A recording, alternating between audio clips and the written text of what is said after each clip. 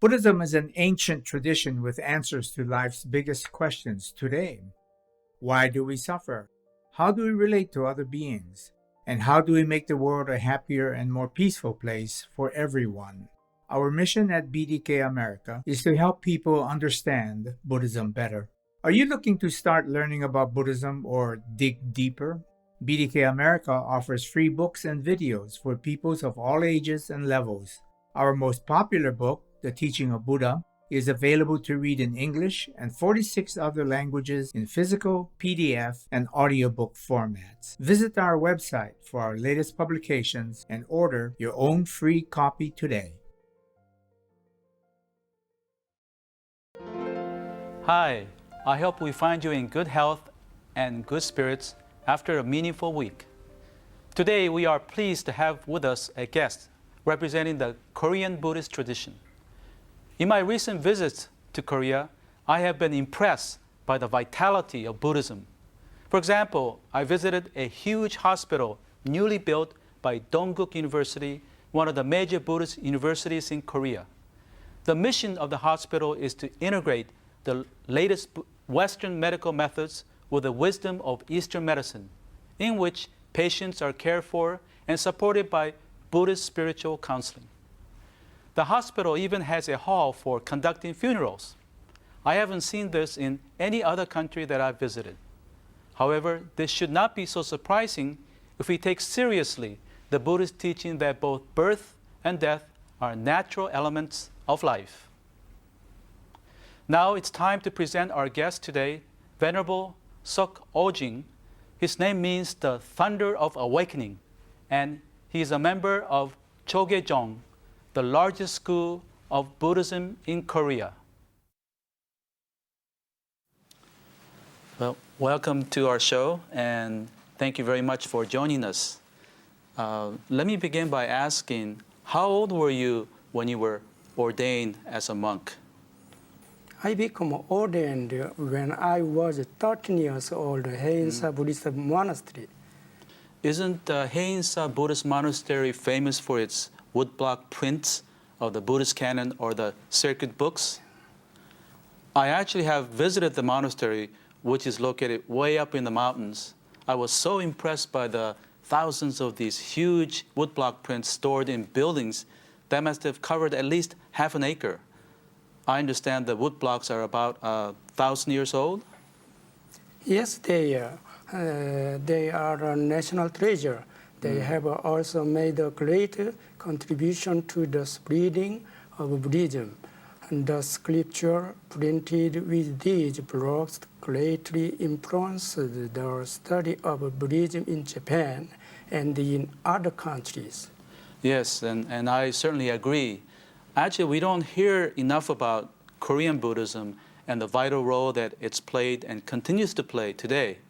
I was personally impressed by the energy and the vitality of the monks and nuns I have met. And if you don't mind, I would like to ask you some personal questions. You said that you were ordained at the age of 13. Isn't that very young, and didn't your parents object? Yes, they did object, especially because my family was a strong Confucian family. Oh, I see. My family taught me to read the sacred Confucian text from a very young age. My father was especially against my becoming a monk. To become a monk means to leave one's family and society. This is one of the worst things you can do as a Confucian. I see.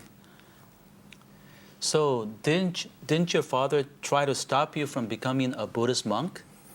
Yes, he tried, especially because I was the oldest son. I see. But I had made up my mind. In fact, my father came to the temple to take me back home, but I refused the first time. Then he came back the second time, begging me to return. But I told him, Father, you can come to see me as a lay Buddhist, but not as my father. My father went home in tears and never returned to the temple. I felt very bad, but my mind was made up. I can understand that. So you must have been strongly attracted to Buddhism. Even as a child, especially liked going to the temple. But usually that alone doesn't lead someone to go so far as to become a monk. What other points attracted you to Buddhism? I really like the teaching of compassion.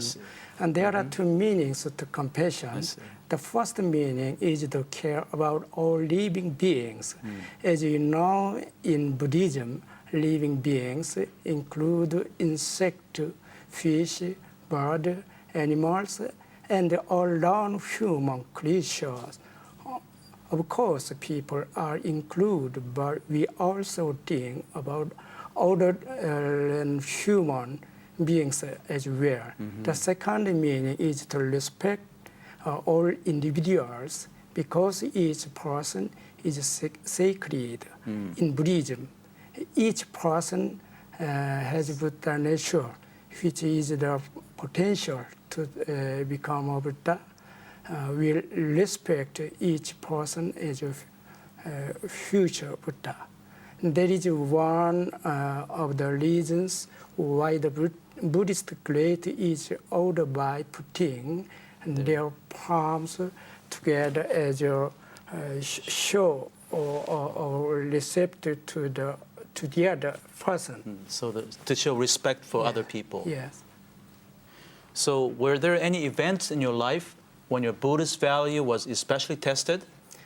Yes, there have been many, but the one that I recall the most was during the Vietnam War. In Korea, we have a draft system, even for monks. So I ended up being sent to Vietnam. I see, in Vietnam. So it must have been hard for you to become a soldier. Of course, I felt a big conflict between being a soldier and practicing compassion. So you had a conflict between, okay. Yeah. Did that conflict come up in Vietnam? Yes, of course.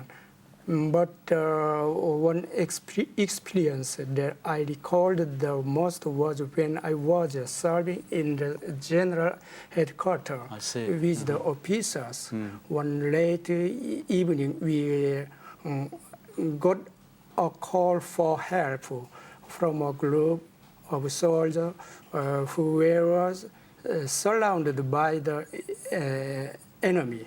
There was a little recall. It could because it was in the middle of the night, giving us a way to reach them. I see. So what happened? Well, it was so painful to learn in the morning that almost everyone was killed.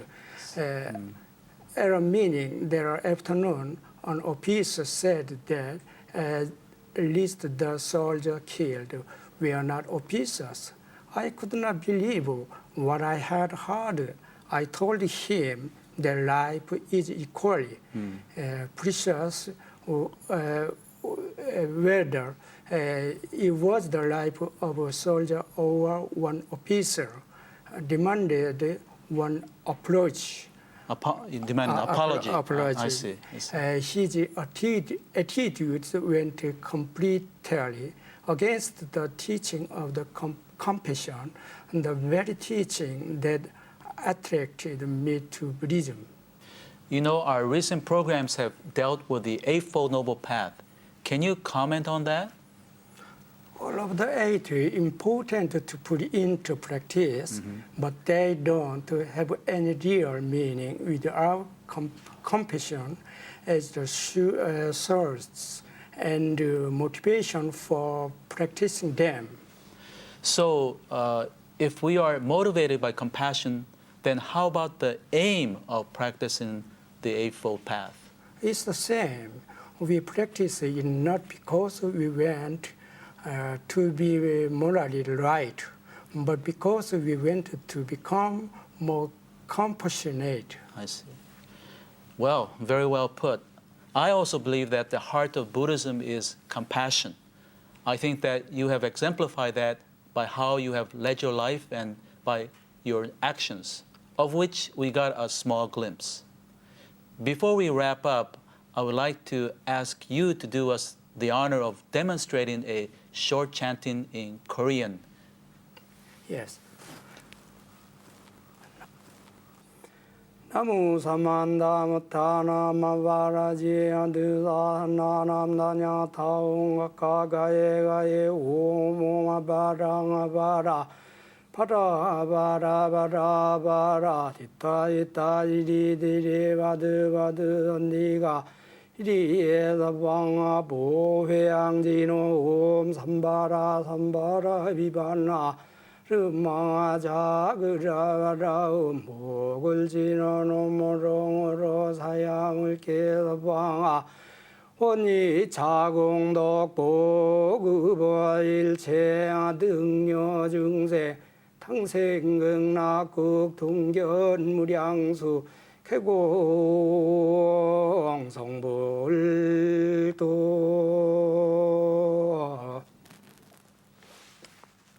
Well, that was wonderful. Thank you so much. And we really appreciate you joining us for today's show.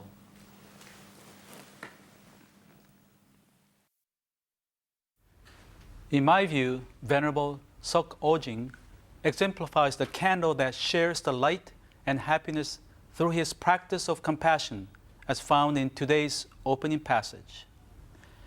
Thousands of candles can be lighted from a single candle, and the life of that one candle will not be shortened. Happiness never decreases by being shared. Well, we're glad you joined us. Be sure to watch the show next week when we explore the topic of right action in our daily lives. May you have a meaningful and enjoyable week.